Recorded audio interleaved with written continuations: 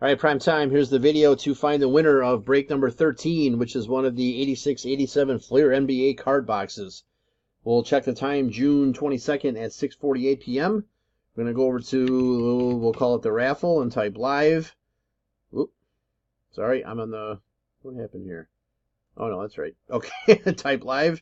I saw Kyle Snyder. That threw me off.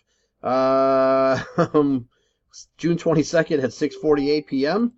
There is the list of our 9 entries. We're just going to randomize your names, and then whoever is on top after the final roll is our winner. So we need a dice roll of 5 or higher. There's 12. All right, 12 times. Here we go. 1, 2, 3, 4, 5, 6, 7, 8, 9, 10, 11. Last and final. Here we go. Good luck.